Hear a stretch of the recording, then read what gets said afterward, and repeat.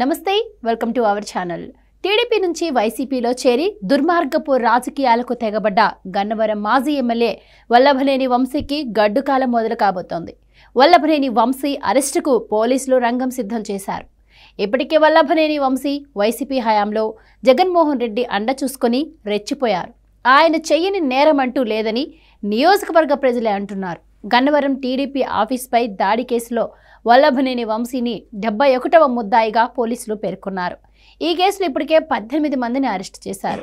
ఇక కొన్నేళ్ల క్రితం జరిగిన ఈ దాడిలో వల్లభనేని వంశీ నేరుగా పాల్గొనలేదు. కానీ అప్పట్లో ఎమ్మెల్యేగా ఉన్న ఆయన తను కన్నెసన్నల్లోనే ఇదంతా చేయించారు. వంశీ ఎగతోయటంతోనే వైసీపీ కార్యకర్తలు అల్లరిమోకలు టీడీపీ కార్యాలయంపై దాడి చేసి విధ్వంసం సృష్టించాయి అనే ఆరోపణలు ఉన్నాయి. అయితే 2 నెలల ముందు వరకు వైసీపీనే అధికారంలో ఉండడంతో ఆ కేసును మరుగున పడేశారు. సొంత పార్టీనే కాబట్టి ఘటన జరిగిన సమయంలో కూడా వంశీ సహా ఆ పార్టీ కార్యకర్తలపై పోలీసులు ఏ కేసులు నమోదు చేయలేదు. పైగా టీడీపీ శ్రేణులపై కేసులు నమోదు చేశారు. వంశీ సొంత మనుషులుగా చెలామణి అయిన గన్నవరం పోలీసులు ఈ కేసులో వైసీపీ నేతలపై ఎలాంటి చర్యలు తీసుకోలేదు. ఇక ఇప్పుడు కూటమి ప్రభుత్వం అధికారంలోకి వచ్చిన వెంటనే వంశీ అరాచకాలపై ప్రత్యేక దృష్టి సారించింది. టీడీపీ కార్యాలయంపై దాడికి కారకుల ఫైళ్లు బయటకు తీసి చర్యలు చేపట్టాలని పోలీసులకు ప్రభుత్వం నుంచి ఆదేశాలందాయి.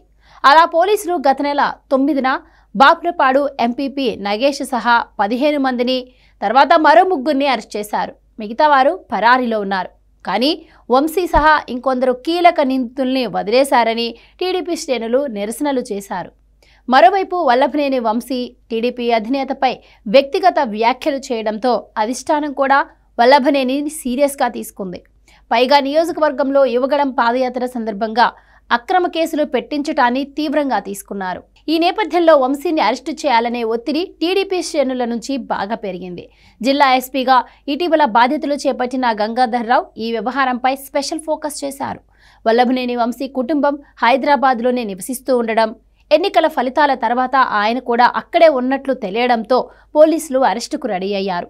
గురువారం 3 ప్రత్యేక బృందాలు హైదరాబాద్ వెళ్లాయి. అయితే వంశీ ఇప్పటికే అమెరికా వెళ్లిపోయి ఉంటారనే ప్రచారం జరుగుతోంది.